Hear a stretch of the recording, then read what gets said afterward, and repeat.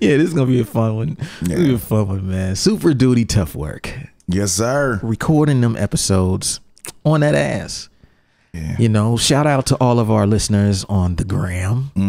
You know, we're on there. Yes. If you don't know. If you don't know, now you know. We are on there under super duty _ tough work. If you're on Twitter, we're there as well. SDTW _ podcast. Word. If you're on YouTube, The YouTube, you can find us there as well.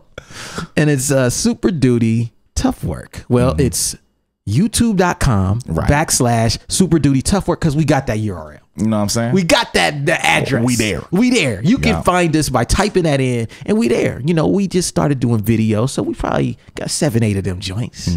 But we consistent. They up there Every fucking Monday. Yeah. Really Sunday night. Because we give y'all more. You know what I'm saying? So you can have it bright and early during that commute. Yeah. You know, this episode is inspired by an NBA player. My man's them. And, you know, there's some lessons in this. So there was this incident recently with Russell Westbrook of the Oklahoma City Thunder. Yeah. And he's had incidents with fans before. And he's had incidents with fans in Salt Lake City before. Yes, he has. And this one that recently happened, there's a video that showed him going back and forth with a fan, just saying he was going to whoop his ass. And we'll play that audio of that, you know. But what it made me think about is, like, you know, you and I have seen hecklers. Yes. But he's out there in front of 20,000 people. Right. We haven't seen anything like that. Hell no. Like, we've, you know, sometimes when it comes to a concert, there can be so many people there that a heckler can't even be heard. Right. And it doesn't matter. Or your friends will get on him. You don't even have to deal with it. Yeah. If it's, you know, but there's a point where every, you know, comedian has been heckled. Yes. And if you rap, you've probably been heckled too. Yes. From the biggest to the most, you know, smallest. We've all been fucked with. Yeah. And this episode is about how to deal with hecklers. Yeah. Rules, guidelines, bullet points and such. Yes. Things you need to know before you dive in that deep water. Right. Of dealing with hecklers, because it's not as simple as it may seem. And it can get deep real quick. Yes. Very fast. Very fast. Dangerous and treacherous waters. Yes. You don't want to be swimming down there without no life preserver, man. Nah. You need the proper protocols and procedures. Yeah. And so this episode, we're going to talk about that, man. Dealing with hecklers, and we'll be right back. Yeah. We got you stuck off the realness, the most infamous, you heard of us. Official podcast murderers, the show comes equipped with viewpoints to share. Grown man ideas for all those who care and want to grow, so go ahead and download. Every single week with a brand new episode. You're not alone in this world, cousin, so we share information and honest discussion and keep repping a culture like we supposed to. They spread gossip, but they never come close to. I can hear it inside their tone. They talk about the industry but never left their home. You get laced up with bullet points and such, plus empowering topics that they never would touch. You can put your whole network against a team, but Super Duty Tough Work's the MVP. Most valuable podcast on MP3. Priceless info, but all of it's free. So take these words home and think them through. Super Duty Tough Work is coming at you. You are now listening to Super Duty Tough Work with your host, Blueprint. Raw and uncut. Adult conversations. No shucking, no jiving, and no bullshit.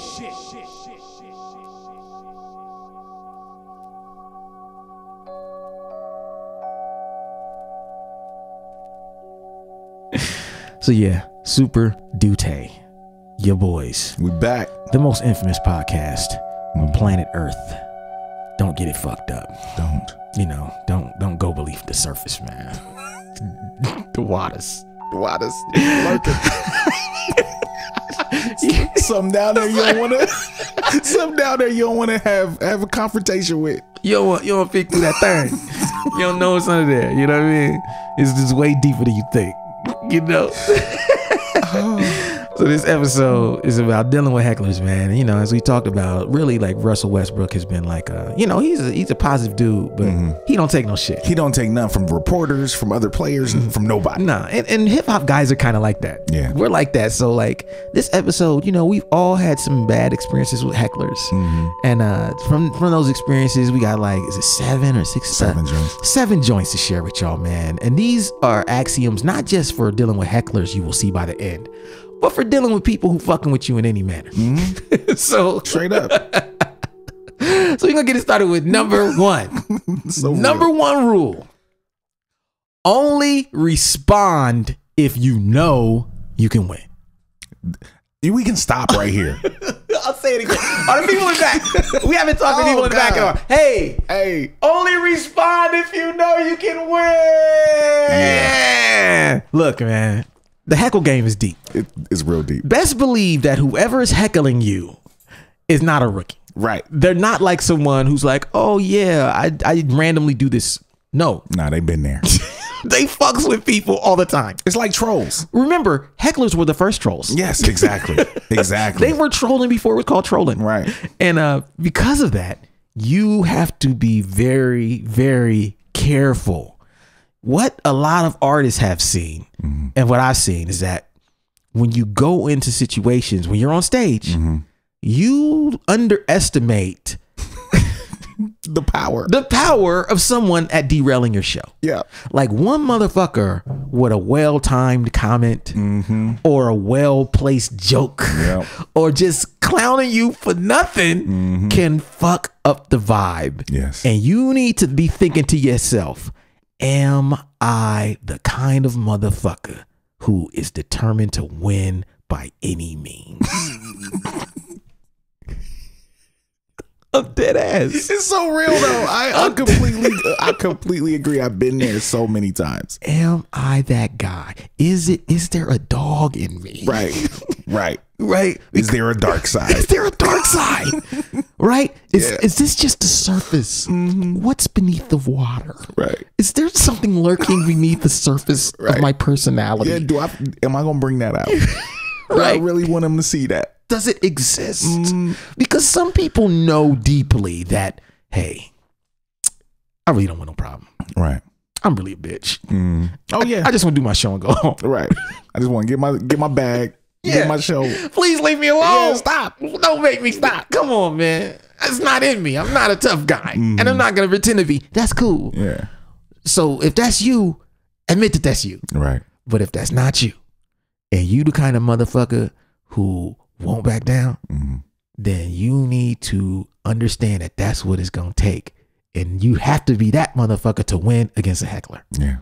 Like I remember talking to like, when I was like studying comedy for a couple of years, one of the things I noticed, and I talked about this in one of my books, was like, when I watch comedy specials and comedy documentaries, whenever you see them deal with hecklers, they would just nuclear bomb these motherfuckers. Oh yeah, destroy. They don't even, they don't blink. No. It's not an eye for eye. Nah. It's an eye for two eyes. Yeah. It's like, oh, it's you an took eye my for your eye? body. Yeah, I'm going to cut your head off. Right. And I'll put your eyes in my pockets. Right. That's what it is with comedians. Oh, God, they go for the throat. And at first I was like, damn, why are they so cold like that? But then I realized the comedians who have lost in these situations. Never seen again.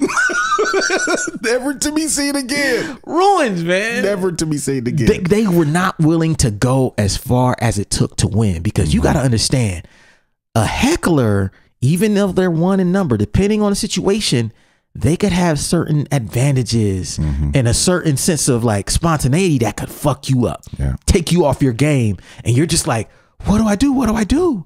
Like, I always looked at it like, once I saw the stuff about comedians, I kind of adopted the same thing where I was like, you know what?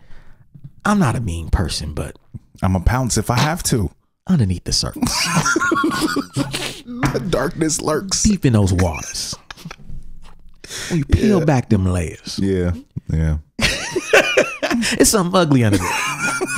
And you don't want to see it. Yeah, that thing, that you don't want no parts of that guy. Yeah. That guy don't know how to stop. And, you know, underneath all this education, you know, sophistication, you know, you know, code and conduct, Right. if you will, is a motherfucker who don't take no shit off nobody. Right. And he'll fuck somebody up. Yeah.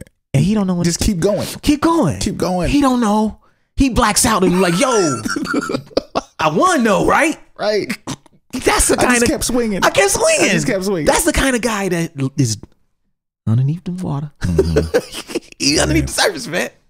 But if you're not that kind of guy, you need to be very careful about how you deal with hecklers. All right. Because once somebody decides to heckle you, they've already made it in their mind that either you suck, Right. they want to make a name for themselves, or they're just too drunk and oblivious to like To really know what they're doing. yeah.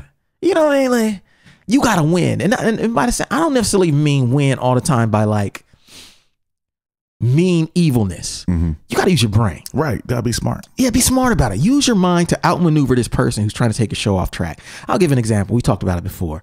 Remember the last New Year's show you and I did at Double Happiness?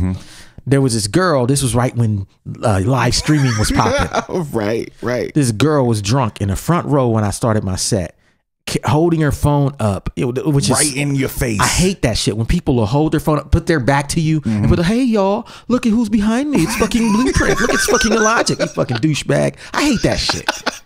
Watch the goddamn show, man. It's different to film me from the front. When you turn your back like I'm so cool, Blueprint's behind me rapping. It's like, man, eat a dick. Right. Fuck you. You know, and the worst is like when they do that, now they're facing everyone else in the crowd. Right. It's awkward now because they're staring at everyone. Everyone's staring distracting. at them. It's distracting. So this is right when that Ustream shit came out and the broad was doing that. And I'm just like, Yeah. She started the first song. I was like, okay. Then she was just like, she was 2 rows back.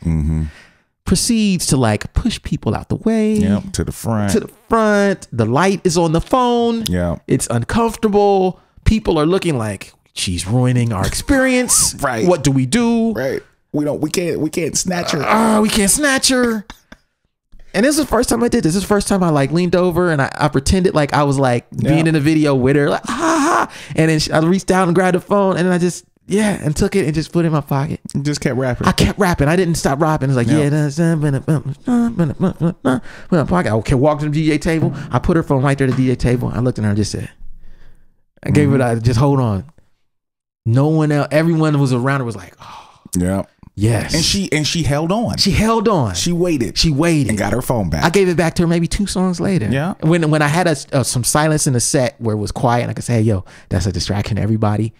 But prior to that, I couldn't just yell that. Right. I'd have to stop rapping. Right. But what I'm saying is if you're not willing to go that far, then don't do it. Right. Because the flip side of that is that if you try that and fail and you don't have finesse, could you imagine? Right. You reach out, get off my motherfucking phone.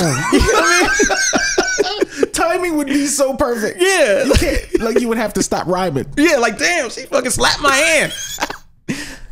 Like it just throw a drink on you or some shit. Right. He tried to steal my phone, y'all. Like it could go crazy bad. depending on who you're dealing with. Yeah. I had a show like in my last Lake Tahoe show. This shit kept trying to grab my pants and like grab near mine. I was like, yo, she was distracting. Like I didn't know what she's talking about. She kept talking about like, listen to me, my dude rap or somebody rap. And I was like, yo, this is my show. You're being a distraction. So like every time she would move, I would just be like, yo. And ultimately I got security to get her out of there, but it was one of situations where I couldn't talk loud. I only had like these 3-second breaks between songs. You know my set. Yeah. There ain't no talking. Right. Because I got to set up pedals and test MIDI things and set up the mic. I was like, I can't argue with this bitch. I need to get her out of here. She was blackout drunk though. Ultimately, I got to the break and I was like, I finally got my guys to get their guys to get security to get her and get her up out of there.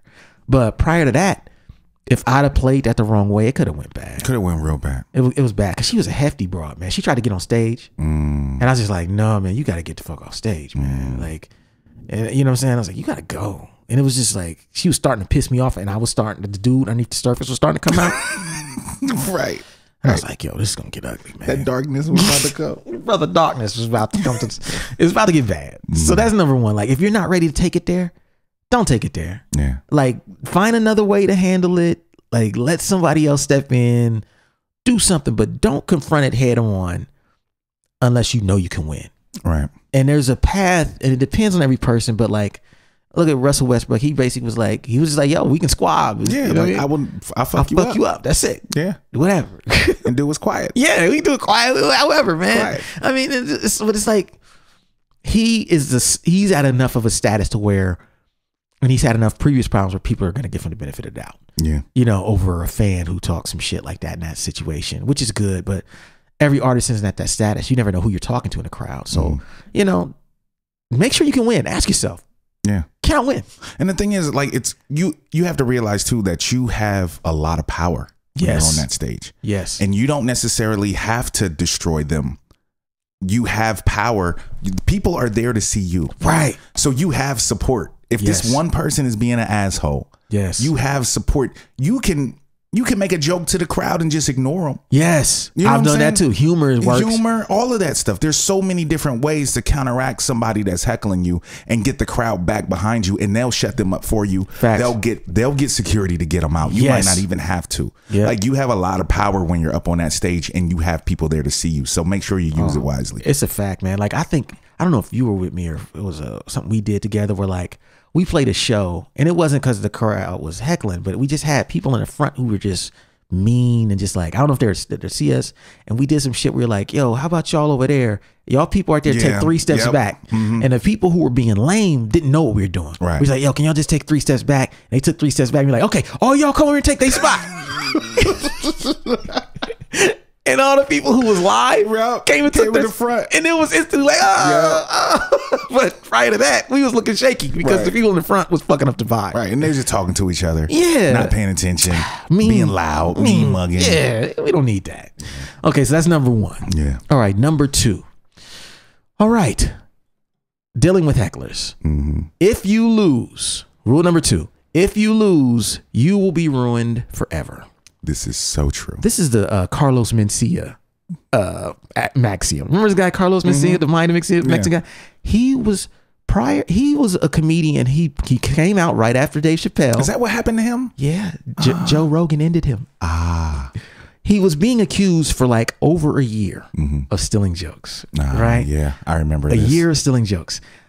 No one would say anything because they all know each other. The comedians he stole stuff from, he had just got a TV deal. So people were afraid to confront him and talk to him. Like, yo, he's stealing jokes. This is fucked up. But he just keeps blowing up and blowing up and blowing up and blowing up. And ultimately, Joe Rogan decides to come to his show. You know, and is this on YouTube? Yeah, it's on YouTube. I have to find this. It's on YouTube. Yeah, everybody always say it's on YouTube. Yeah. This confrontation between him and Joe Rogan was the beginning of his end. It ended him. Joe Rogan, knowing all the jokes, the specific jokes he stole, like, okay, tell me about this specific joke you stole from Cosby. Cosby said it this day, said it this way. You come back on this day, said it this way. Like, he broke dude down over all the jokes he stole in front of Carlos Mencia's audience. Wow. And because Joe Rogan is like Diesel, Taekwondo black belt, like MMA practitioner, jiu-jitsu black belt, are you really gonna do something to Joe? And he's spitting facts. It's not like he's lying on you. No, he's not lying on you. He's a comedian too. Yeah. You know, because Carlos Mencia tried to blow him off and, oh, you ain't nobody, just insulting Joe when Joe was trying to talk to him. And that's when Joe was like, nah, you know what?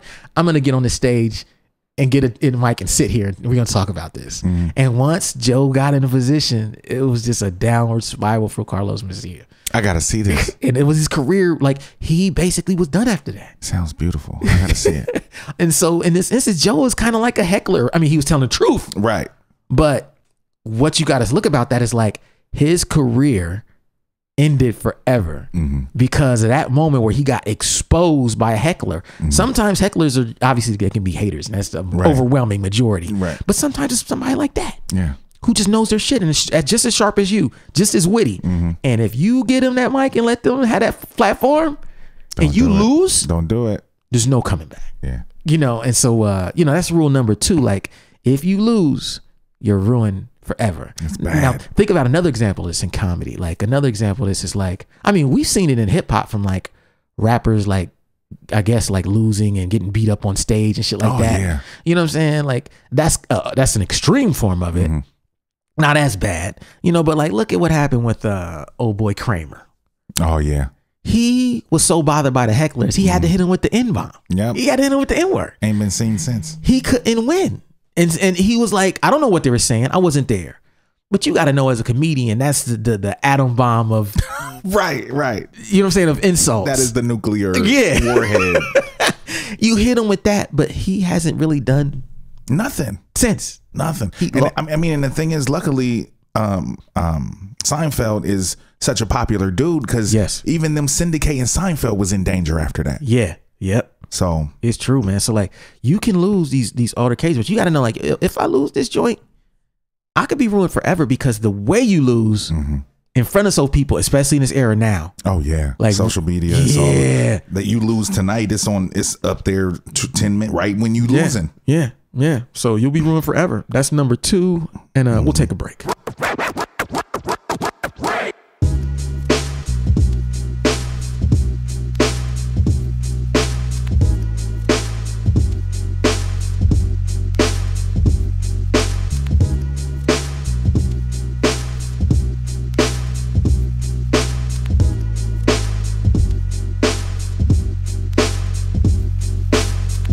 Super Duty Tough Work hoodies are finally available from weightless.net. Order yours while supplies last. Thanks for your support.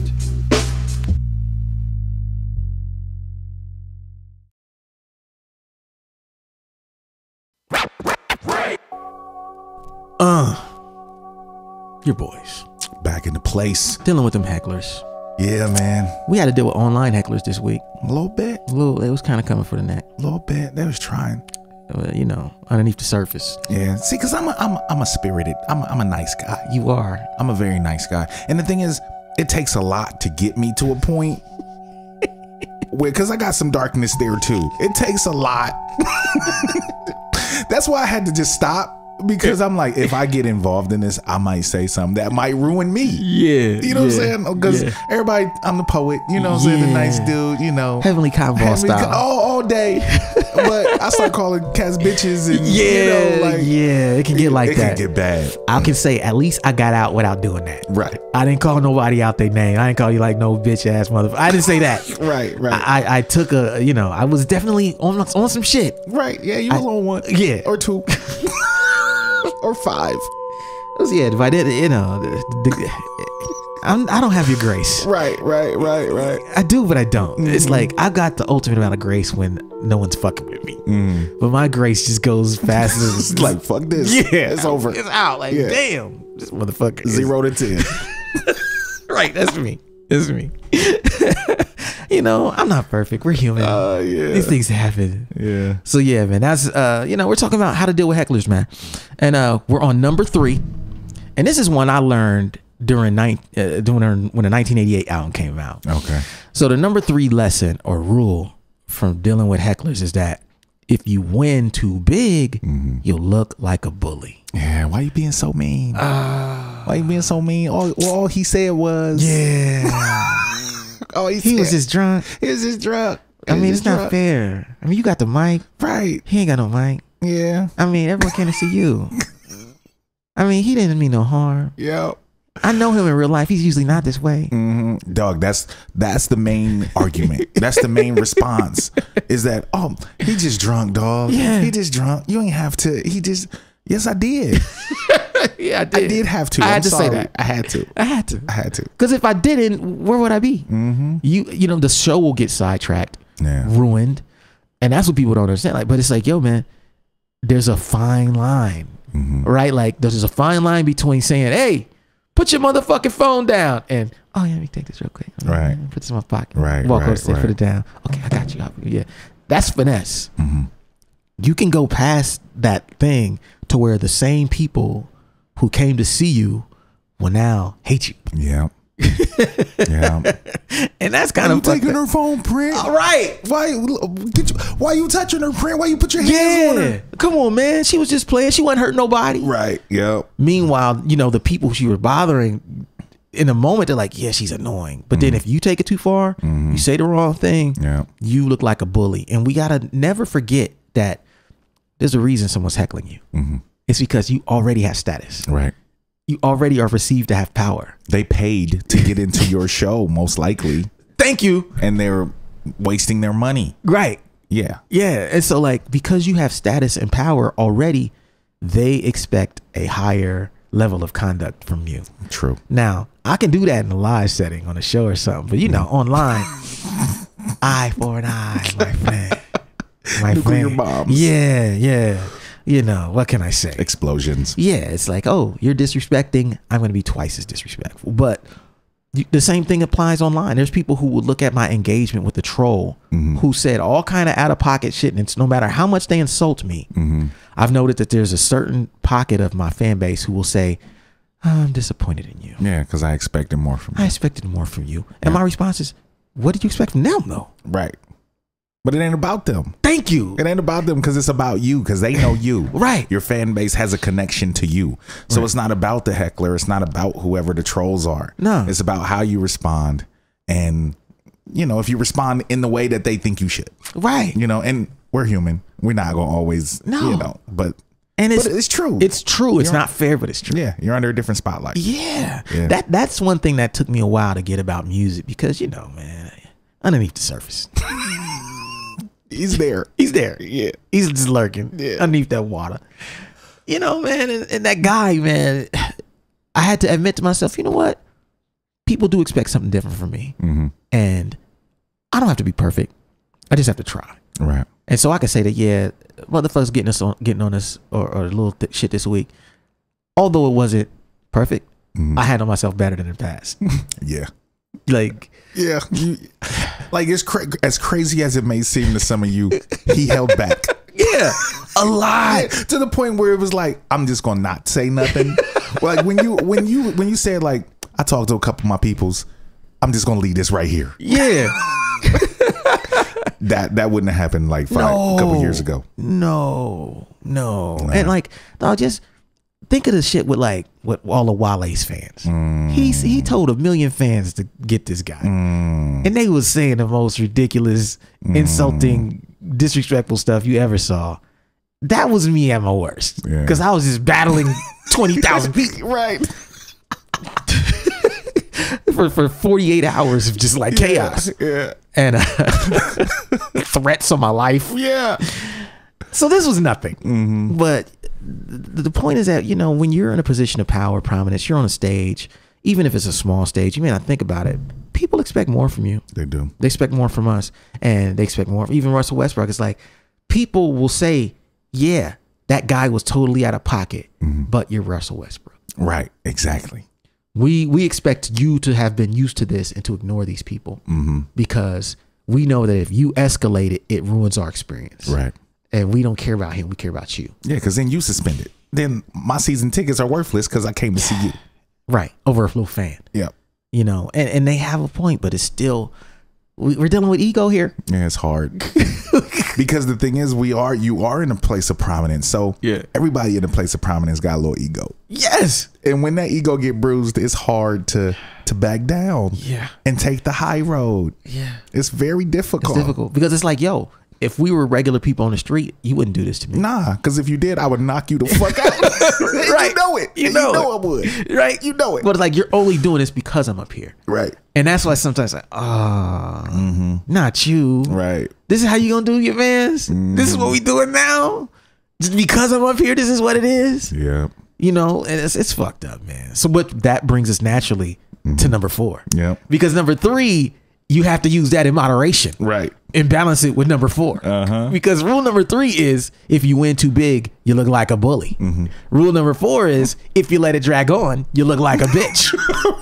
Right. This is like a fact. You look like a punk. You can lose. You can lose just not confronted at all. Yeah. There's a point when your fans start looking at you when someone is getting out of pocket like, Print, please handle this. Right. Like, what you gonna do? What you gonna do? Are you gonna do something? Yeah. Are you gonna do something? Can you do something? You want to tell us to do something? Can't do too much. Yeah, not too much. But do something. Not too little. Yeah. Something. Yeah, do something. Make an effort to keep this show in control. Otherwise it gets out of control, man. Like, I played a show on my last tour and we were in Tempe and there was this guy who was like mocking me. Young cat. Like, this sounds fucked up. Like, Like he was like he would get in the front row and do these like cartoonish, exaggerated hand movements and gestures, and like he looked goofy anyway. I didn't care that he did what he wanted to do, but he insisted on being in the front. So I'm like, okay, he's trying to get to the front now. This sounds hilarious. See, this episode is deep shit. It's coming from the heart, bro. I've dealt with some things. I'm just envisioning this dude, goofy motherfucker with long hair doing fake rap gestures, overly dramatic, overly the top. Just like, yeah, I'm just like, what? And so I would be on the left side of the stage. He was far left, and he was a few rows back. I was like, okay, whatever. Then after I would ignore him then. So I was like, let me just leave that side alone. I'm gonna play towards the middle and right a little more. Right. What he started doing was he would like follow me. It's fucked up, right? He would follow me from one side of the stage to the next. Sound like something you see in the movie. It felt like it. Is this real life? Oh man. He got in the front row and he's just following me from left to right now, doing these overly exaggerated mocking movements. It's way out of control. So I'm just biding my time. Right. Because I'm starting to notice, I've noticed it. People around who were in the front having fun are starting to get weird. Because he's making everybody uncomfortable. Okay. I'm waiting for the right moment. Something happens where he turns his back right after, like, I don't know, whatever happened was the song Respect the Architect came on. Right. Now, thankfully, he had annoyed everybody else. Right.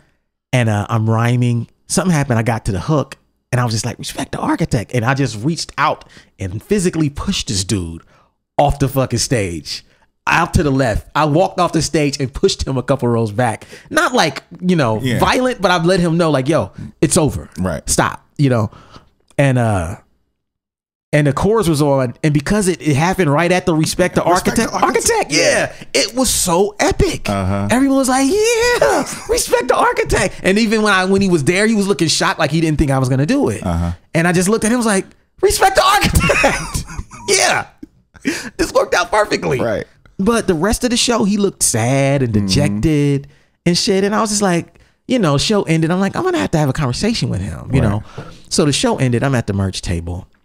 And, like we said, if you don't do nothing, you look like a bitch. Because if I wouldn't have done nothing, he had already done it a song or two in a row. Right. He was getting more bold, getting in the front. He's following me around, pushing people out the way to mock me now. I'm like, yo, this went on a song and a half. This can't go on anymore, or else I'm going to have to get someone to throw you out.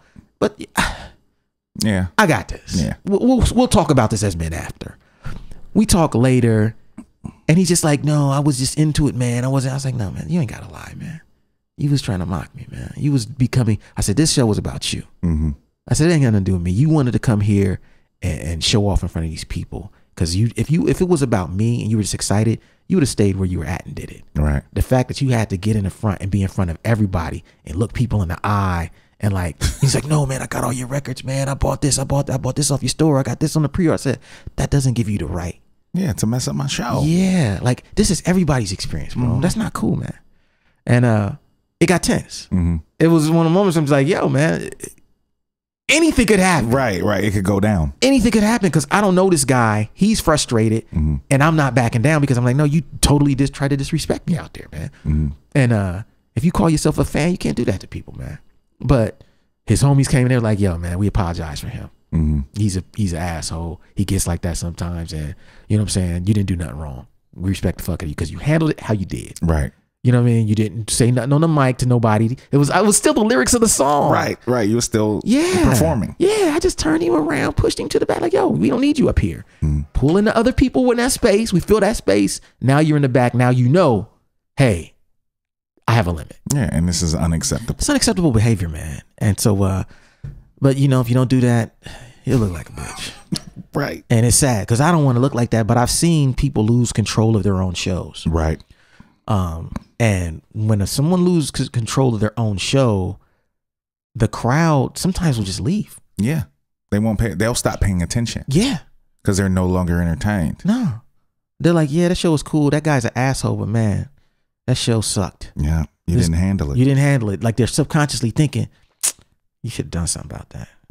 Even if they don't say, you should have done something about that. They thinking like you should have. why'd you let him do that? For the whole, why you let him do that to you? Why you let him do that to you? Yeah, you a bitch.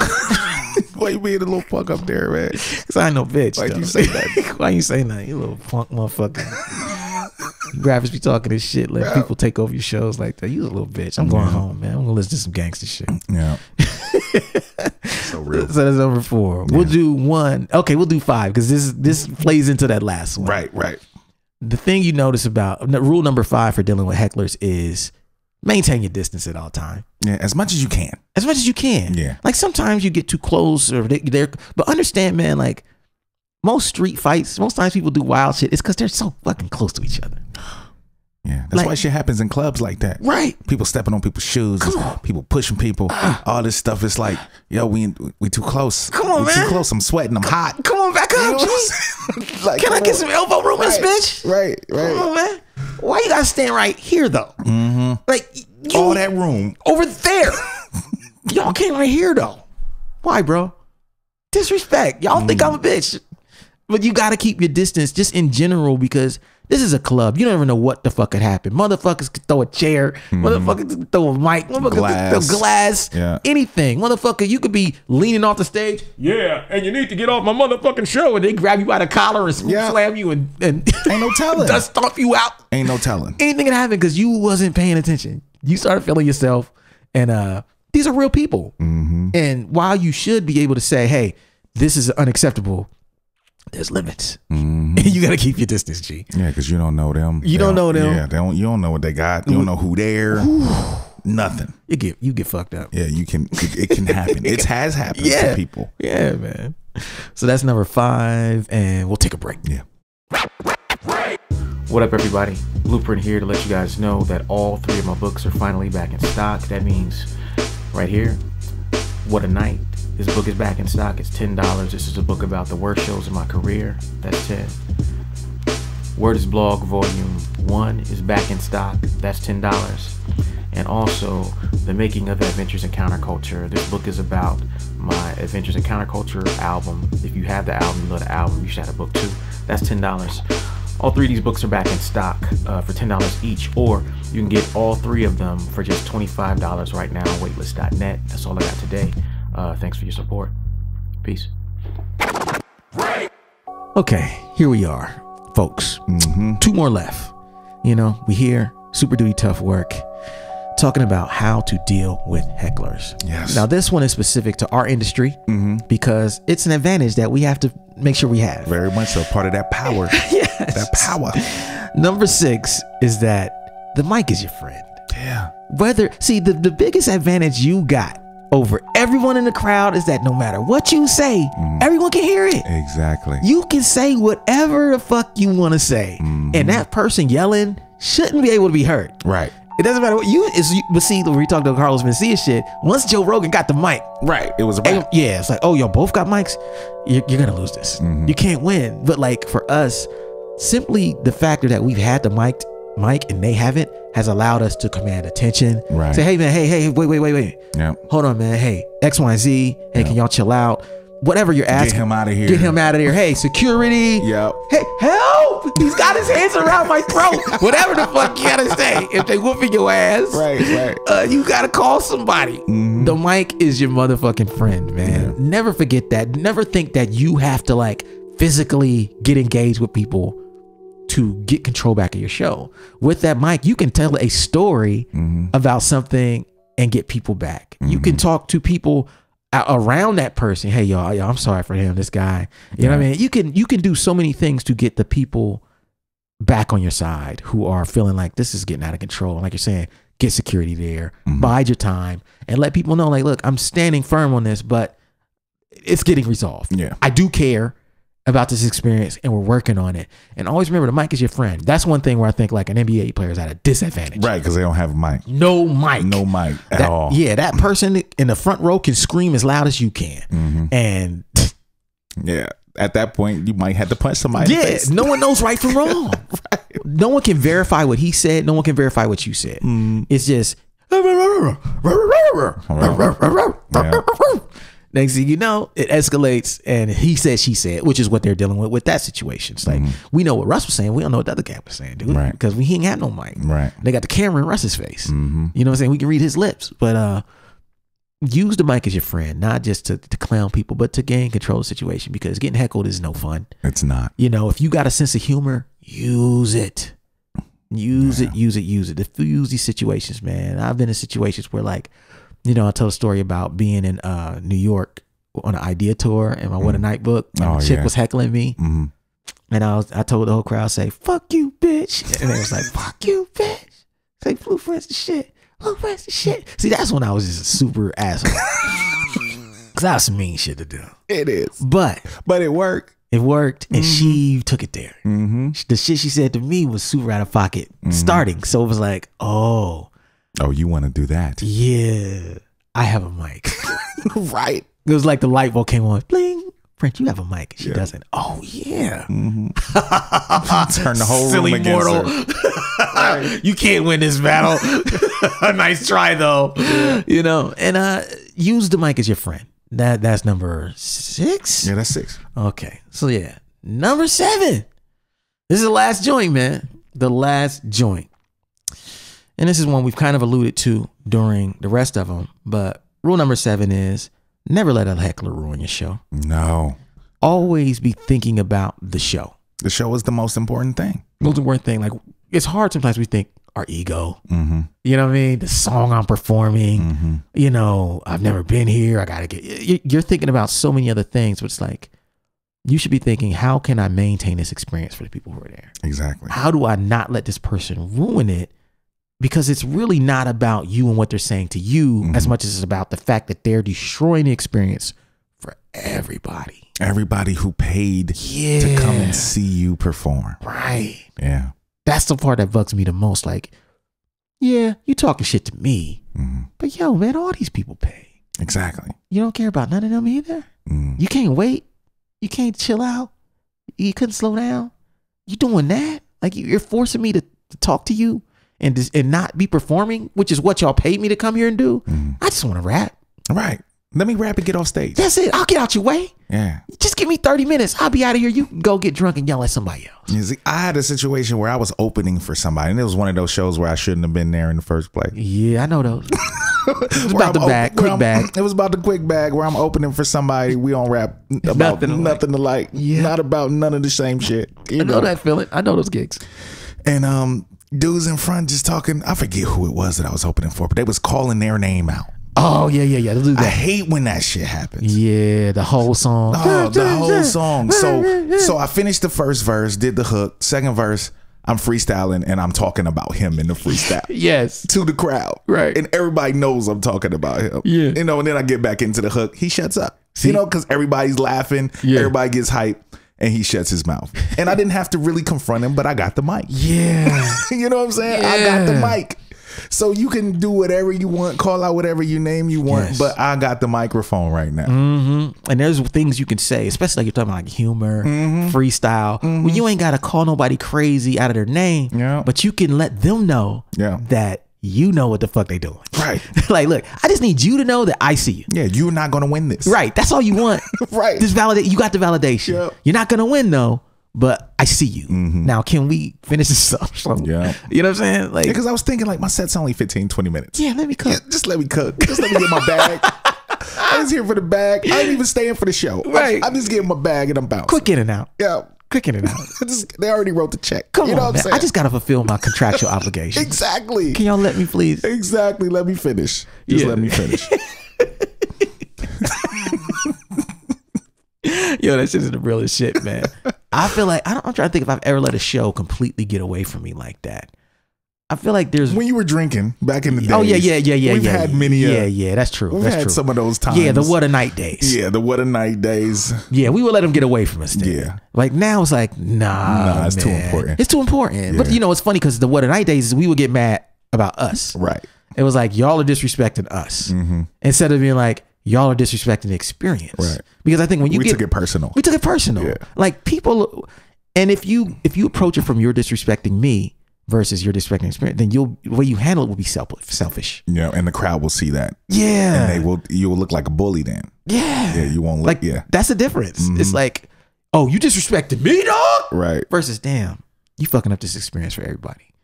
It's two different ways to look at it. Very different. And how you respond changes in each situation. Yeah. So that's it. Yes, sir. That's number 7. And okay, we talking about how to deal with hecklers today, how to get hecklers out the paint.